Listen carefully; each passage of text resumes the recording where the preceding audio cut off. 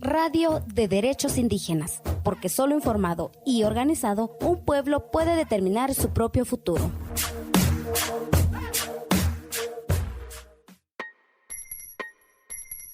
El colonialismo no se ha terminado.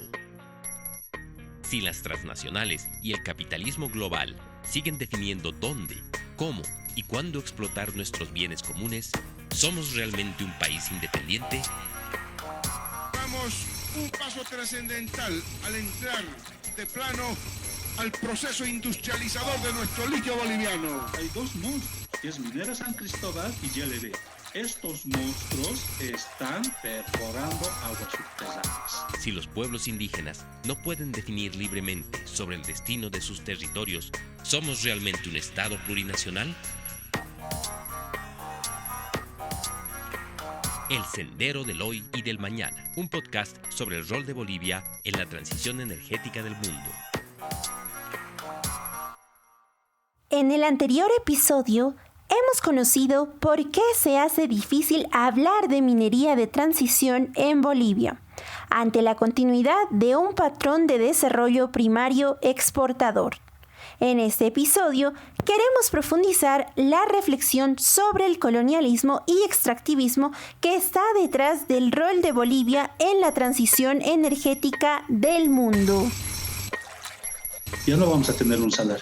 Vamos a tener un desierto denominado la Pampa Colipa. Eso es el destino de nuestro salar y que los hijos de nuestros hijos estén disfrutando del salar a través de una pantalla de un dispositivo. La promesa de industrialización del litio en Bolivia volvió a resonar este año, a partir de una denuncia de corrupción y la muerte del exgerente de yacimientos de litio boliviano. Mientras este escándalo ocupó los medios de comunicación, las comunidades aledañas a la planta no han sido objeto de interés en la opinión pública. Para conocer los potenciales impactos de la minería con fines estratégicos para la transición energética desde los territorios, conversamos con Efraín Quispe Juárez, nacido en Uyuni, originario de Marcatagua por parte de papá y perteneciente a la nación originaria de Quillacas. El territorio de Marcatagua está ubicado al suroeste del departamento de Potosí, cuya jurisdicción territorial incluye al Salar de Uyuni. Tate Efraín, ¿podría contarnos acerca de su trayectoria como líder indígena y sobre la organización originaria de la Marcatagua? Hemos hecho cargos originarios, antes corregidores, desde ahí hemos empezado. Ya en nuestra gestión, cuando hemos asumido estos cargos, hemos reconstituido y los corregidores de cada comunidad se reconstituyen con los Ulquirmaicus. Traduciendo básicamente, se podría decir que son los hermanos menores. Y el corregidor central, que era la máxima autoridad de toda Marcatagua, se reconstituye como Gilirmaicu. A partir de ahí se fortalecen los ponchos blancos, se le da el icono del salar, porque el poncho blanco siempre ha existido, no lo usaba, pero ahora como están el litio, salar, entonces teníamos que hacer entender quiénes son los guardianes del salar. Esto después se reconstituye la nación Quillacas, llegamos a ser también autoridad de la nación Quillacas, como Sulquia Tatacuraca, ahí también fortalecemos la nación Quillacas. ¿Quiénes están en la nación Quillacas? Es Aranzaya, Urinsaya. Aranzaya, ¿quiénes están? Está el Hatun Ayu de Tolapampa, de Tomabe, está Marca Coroma, Marca Lica y bueno, pues Marcatagua, ¿no? Y en el Urinsaya, bueno, es más del centro al norte de Potosí, ahí están otros ayllus. Bueno, los ayllus del Quillacas a Aranzaya están al borde del salar, todas esas comunidades. Con su larga trayectoria como líder indígena, queremos preguntarle, ¿qué se conoce como minería de transición en su territorio? Sobre los minerales de transición, si preguntamos a la base, prácticamente desconocido. Lo que más conocen aquí los pueblos originarios son de los minerales comunes como el estaño, todo eso. Y aquí en Tagua dicen, nosotros no tenemos minerales, nosotros no tenemos minas, así que no hay impacto ambiental.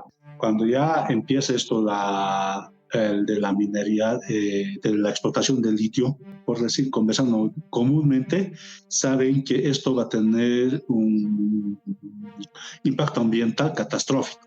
En eso están conscientes. Pero como instituciones no se llega a esta madurez. no se llega a comprender, no se tienen los elementos para poder accionar la defensa. En esa desinformación estamos. Más bien lo ven como una esperanza muchas familias por un fuente laboral. Y este fuente laboral tampoco ha llegado hasta esta fecha. La planta GLB ya está funcionando y con dedos lo puedo decir cuántos tahuinos están trabajando ahí. Solo 3. Esto es pues una gran contradicción. No están yendo a la tecnología verde, baterías y energías renovables, en fin. Así lo enfocan, ¿no? Pero, a ver, hablemos de baterías. Eso es lo que nos dicen. De baterías nos hablan. De baterías para celulares, de baterías para vehículos, incluso esto último dijeron, baterías para este tipo de dispositivos. Nos vamos a enfocar a celulares, principalmente, ¿no?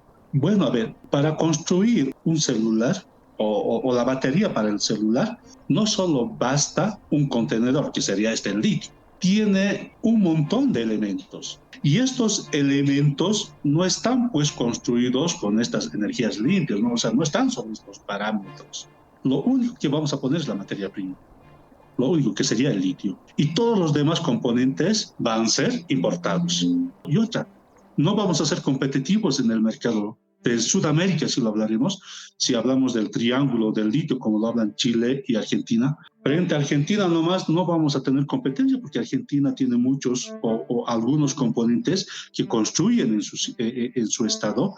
Entonces, eso va a hacer que esta batería sea más económico frente a la batería de Bolivia. Todas estas cosas no están informando como corresponde. Desde ya se ha ido vulnerando desde el derecho a la consulta y el consentimiento. Estos dos elementos están siendo vulnerados flagrantemente por el Estado central, departamental y municipal, o sea, en todos sus niveles. ¿Qué entienden ellos por un consentimiento? Vienen algunos técnicos que no tienen poder de decisión, nos proyectan cómo va a ser, o sea, cuentan lo bonito, la carcasa, por así decirlo, y nos hacen firmar unas actas, para ellos ya está aprobado. Marcatagua tiene sus normas, y esta consulta previa y consentimiento tiene que estar enmarcado en ese elemento jurídico originario.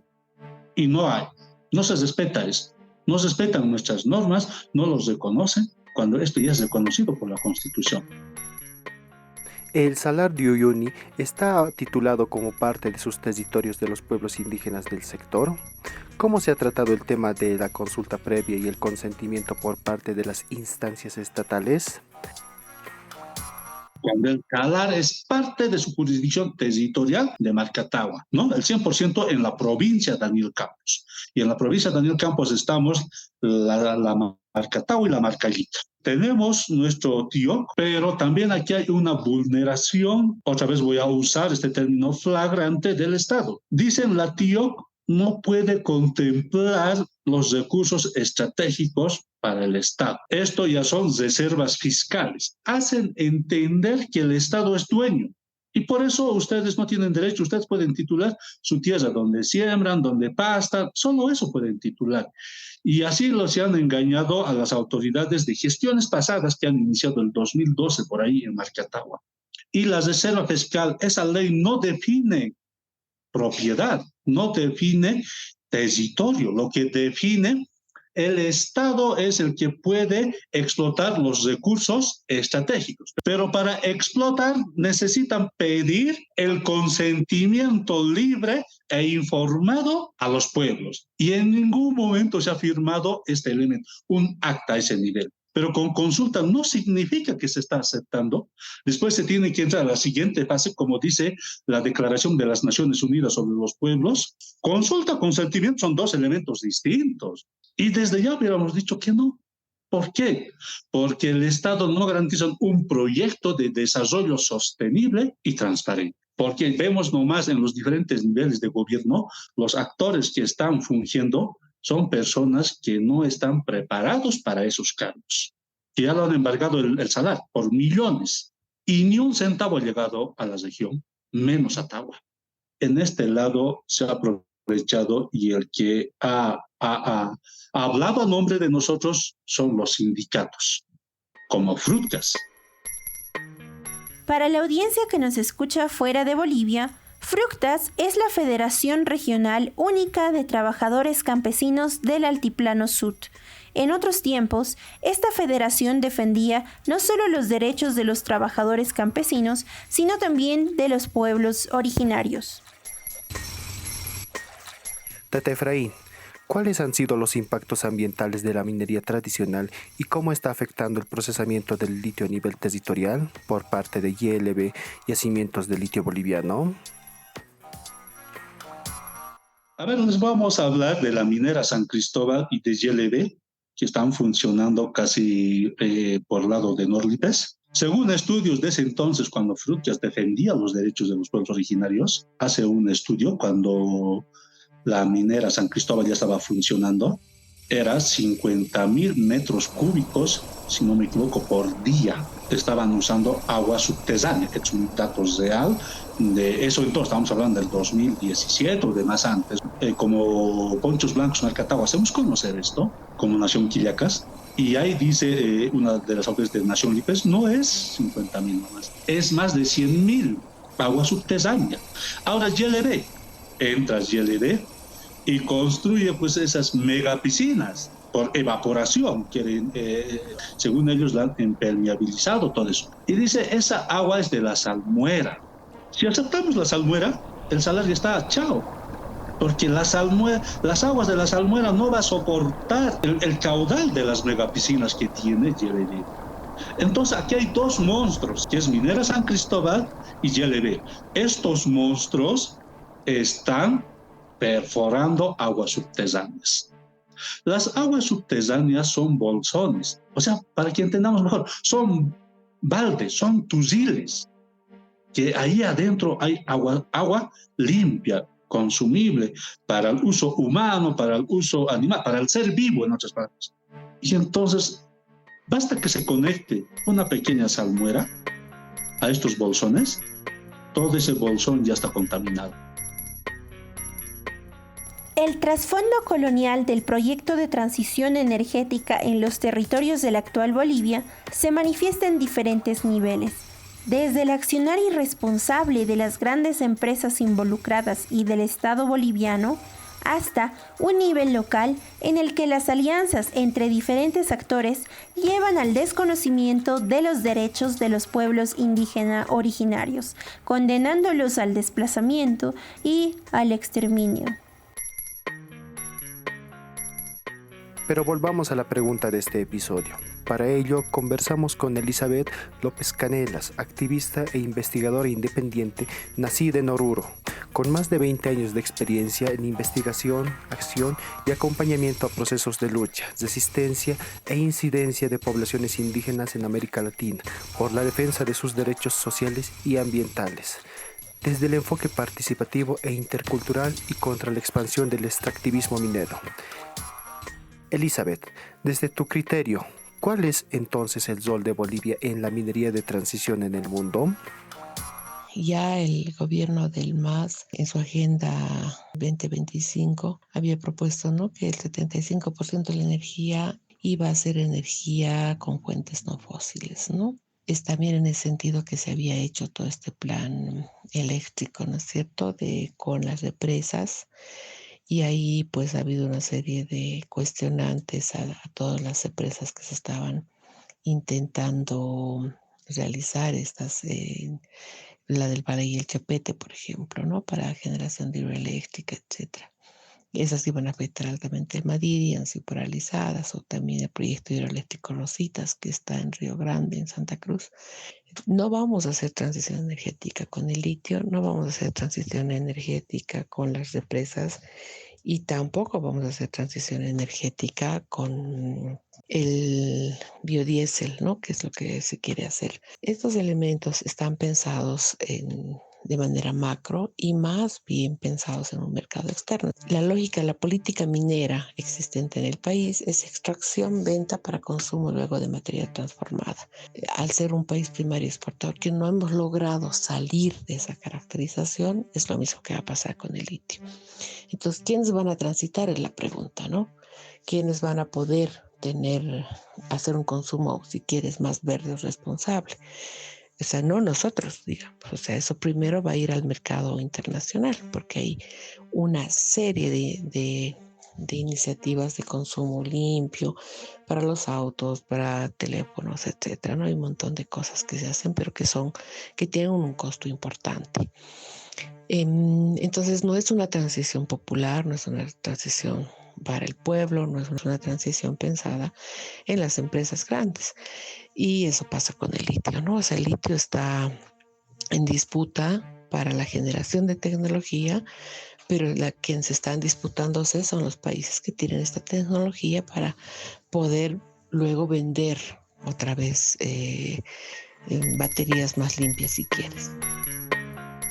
En este contexto tan complejo, ¿cómo podemos responder desde nuestros territorios a este proyecto global de transición energética que solamente beneficia a los países ricos y las grandes empresas?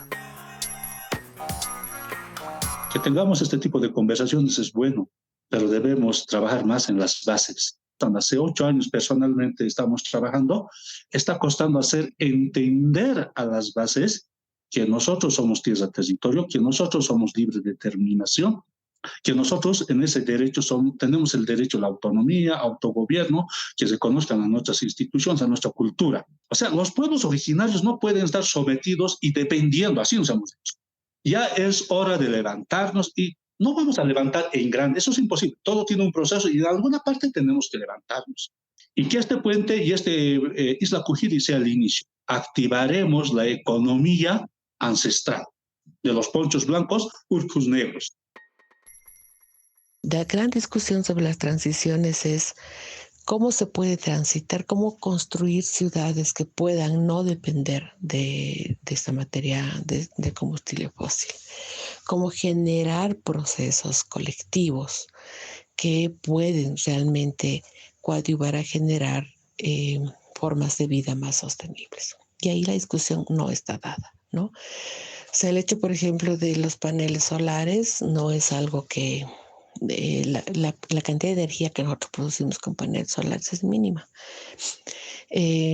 Igual para producir paneles solares tú necesitas hacer cierto tipo de minería que garantice el material que se necesita y cada cierto tiempo hay que renovar. Entonces es una discusión mucho más profunda de que si sacamos o no sacamos el litio. Sacar o no sacar el litio no depende de nosotros, va a depender de las empresas que puedan comprar el litio y ahí la política del gobierno es clara, va a vender el litio al mejor postor. Eso es transitar, me pregunto yo, ¿no? O sea, o transitar más bien es generar comunidades urbanas, rurales, autónomas en cuestión de energía a través de las múltiples formas de generar energía más allá del combustible fósil. Consideramos que es urgente instalar el debate en Bolivia sobre las implicancias del proyecto global de transición energética y en particular de la minería de transición. Necesitamos circular la información y comenzar a imaginar posibilidades para la continuidad de la vida de nuestros pueblos y de los territorios. Agradecemos profundamente a Efraín Quispe y Elizabeth López por la claridad de sus reflexiones y por la información compartida. Nos despedimos agradeciendo profundamente a la audiencia que nos escucha. Somos Cana Pucara, medio comunitario. Cuéntenos qué desea escuchar sobre derechos de pueblos indígenas. Búscanos en Facebook y Twitter como CSORG72.